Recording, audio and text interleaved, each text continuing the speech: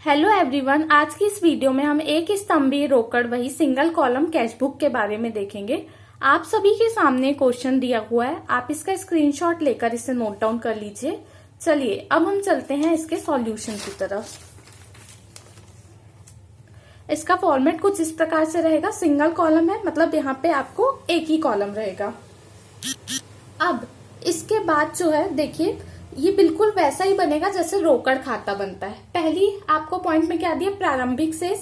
तो आप किसी भी संपत्ति का शेष विकलन में आता है, आप डेट डाल के लिख देंगे शेष लाया गया। उसके बाद 3 तारीख को लिखा है माल, नगद माल खरीदा।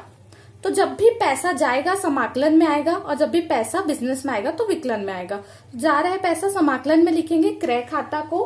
5 तारीख को लिखा है संजय से उधार माल खरीदा। इस एंट्री में कहीं पे भी रोकड़ नहीं आएगा, इसलिए इसमें इस खाते में इसकी पोस्टिंग नहीं होगी। इसके बाद लिखा है माल बेचा, पैसा आ रहा है, विकलन में लिखेंगे विक्रय खाता से। इसके बाद आपको लिखा है संदीप को उधार माल बेचा। अगेन इसमें भी कहीं पे भी रोकड़ नहीं आ रहा है, इसलिए इसको हम इसमें नहीं लिखेंगे। इसके बाद लिखा है मशीनरी खरीदा, पैसा जा रहा है, इसलिए समाकलन में लिखेंगे मशीनरी खाता को। उसके बाद लिखा है संजय को भुगतान किया, पैसा जा रहा है, समाकलन में लिखेंगे संजय खाता को।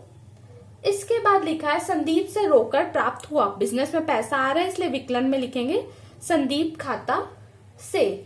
इसके बाद 28 तारीख को आपको लिखा है सोम प्रकाश को किराया चुकाया। तो यहाँ पे क्या है, पैसा जा रहा है, इसलिए समाकलन में अगर याद रखना किराया यदि आप दे रहे हैं तो किसको दे रहे हैं इससे मतलब नहीं है, आप यहाँ पे किराया खाता को लिखेंगे।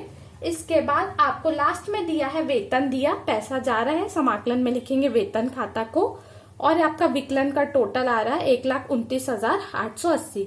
ये सारे खर्चे घटाने के बाद आपके पास अभी भी रोकड़ बचेगा, वो यहाँ पे आप शेष लिख देंगे। इस प्रकार से बनता है आपका single column cash book. Thank you very much.